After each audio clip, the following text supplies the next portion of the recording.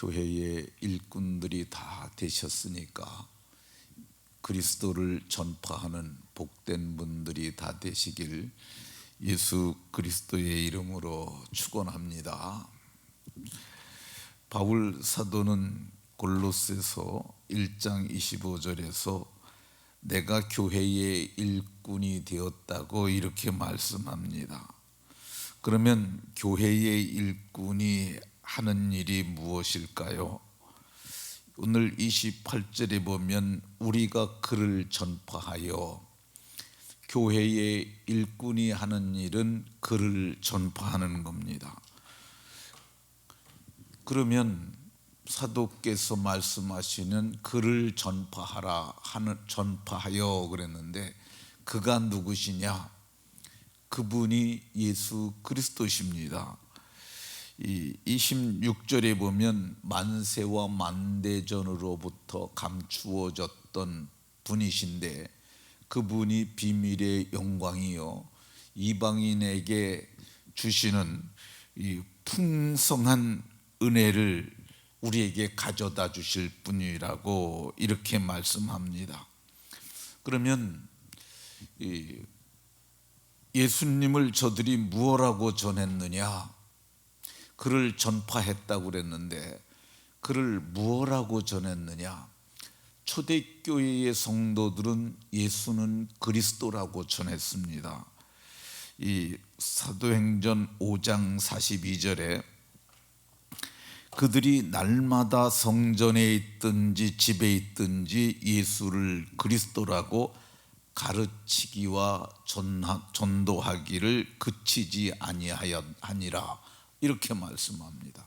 그러니까 초대교회 성도들이 전도했던 전도의 메시지가 뭐냐면은 예수는 그리스도라는 거야. 그게 예루살렘에서 주로 유대 땅에서 온 이스라엘에서 예수는 그리스도라고 전했던 것을 볼 수가 있습니다. 바울 사도도 이제 다메섹에서 그리스도를 만납니다.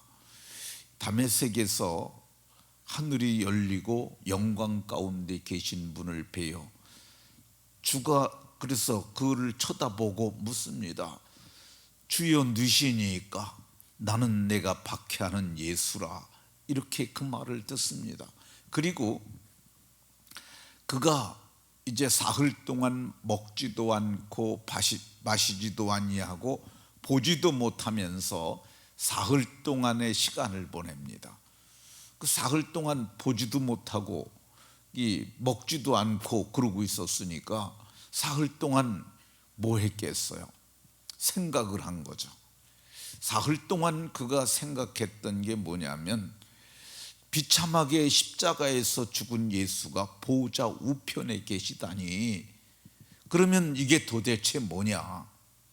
그러니까 바울 사도는 사흘 동안 생각을 한 거야. 근데 막연하게 생각한 것이 아니라 이 바울은 그때 사울이라고 했던 바울은 그 어떤 사람이었느냐면 구약 성경을 다 머릿속에 두고 있던 사람이에요.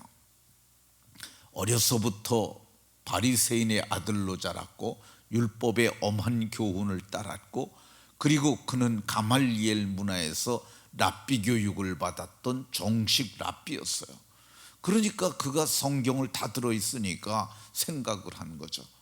그가 깨달은 결론은 뭐냐? 예수는 그리스도라는 거야. 그래서 그가 처음 이제 사람들에게 이 사도행전 9장에서 보면 이렇게 얘기를 합니다. 사울은 힘을 얻어 예수를 그리스도라 증언하여 다메섹에 사는 유대인들을 당혹하게 하느니라.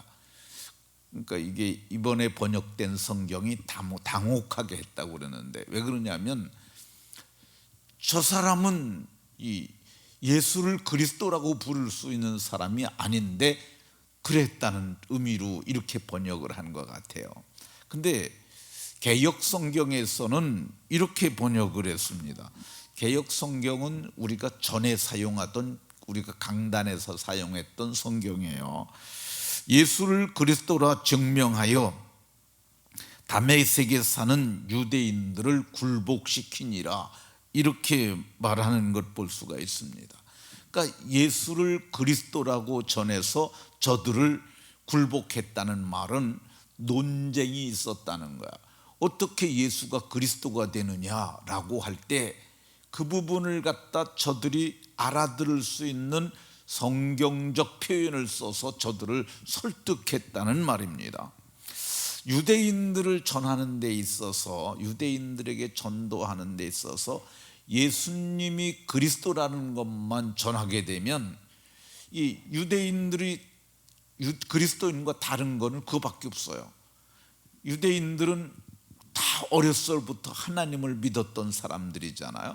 근데 유대인들이 너희가 그토록 고대하던 하나님의 그리스도가 바로 예수다, 이것만 깨닫는 순간 그들은 그리스도인으로 변화가 되는 거야. 그래서 바울 사도의 전도법을 보다 보면은요, 이 성경에 보면 회당에 들어갔어요. 회당에 가서 그 여러 사람들에게 예수가 그리스도라는 걸 절하는 거야. 이 회당은 어떤 거냐면은요, 흩어져 있는 이스라엘 사람들, 그러니까 이스라엘이라고 하는 영토를 떠나가지고 바벨론의 포로로 잡혀갔던 사람들 중에 돌아오지 아니한 자들, 그리고 또 여러 가지 형편에 의해서 세계 도처에 흩어진 사람들, 이것을 디아스포라라고 하는데, 그들이 이 흩어져 있는 공동체가 자기들의 정체성, 그러니까 신앙을 유지하는 방편으로서 저들이 회당을 지었어요. 그래서 12명이면은 랍비 한 분을 모실 수 있었다고 그래요. 그러니까 그들은 이 11조를 온전하게 드리고, 12가정이 모이면 자기들의 자녀를 가리키고 자기들이 그 말씀을 배울 수 있고 회당 예배를 드릴 수 있도록 하는 랍비를 모셔놓고 그렇게 하는 거야. 그러니까 회당이 사람이 많은 데는, 디아스포라들이 많은 데는 회당이 크고 그런데 가가지고 바울 사도가 가서 거기서 먼저 복음을 전했어요. 왜 그랬느냐면 유대인들에게 예수님이 그리스도라는 것만 알려주게 되면 저들이 훌륭한 그리스도인이 되기 때문이었습니다. 그러나 이것이 쉽지는 않았어요. 왜 쉽지 않았느냐 하면 유대인들에게는, 그러니까 바울 사도도 다메섹에서 예수 그리스도를 만나기 전까지는 저들과 다를 바가 없는데 두 가지의 저들에게는 문제점이 있었어요. 하나는 뭐냐면 우리는 선택된 택민이라는 것, 그러니까 우리는 선택된 사람들이라는 것, 자기들만 하나님을 믿을 수 있다고 생각하는 그런 편협함이 있었고, 하나는 이 모세와 같은 메시아를 기다리고 있었기 때문에 그랬어요. 이 메시아라는 말과 그리스도라는 말은 똑같은 말이에요. 그러니까 히브리적 표현을 쓰면 메시아고 헬라적 표현을 쓰게 되면 그게 그리스도예요. 그래서 셉투아진티라고 하는 성경이 있었는데 그걸 70인역이라고도 부릅니다. 거기에는 구약 성경에는 메시아라고 쓰여졌는데 히브리어는, 거기에 셉투아진트는 신구약을 다 헬라어로 번역한 거예요. 거기는 다 그리스도라고 쓰여져 있어요. 그러니까 이 유대인들에게 있어서 하나님의 그리스도는 어떤 사람이냐, 모세가 말하길 나 같은 선지자 하나를 너희 가운데서 일으키시리니 그랬어요. 그러니까 너희 가운데서 일으키리는 메시아, 곧 그리스도가 있다는 것이에요. 그러니까 그들을 생각하는 그 메시아관, 그리스도관은 어떤 거냐면은 이 정치적 메시아예요. 군사적 메시아예요. 그러니까 이 모세가 한 일은 애굽으로부터 이스라엘 백성들을 이끌어냈잖아요. 애굽으로부터 이끌어냈으니까 이거는 군사적인 메시아예요. 군사적인 그리스도죠.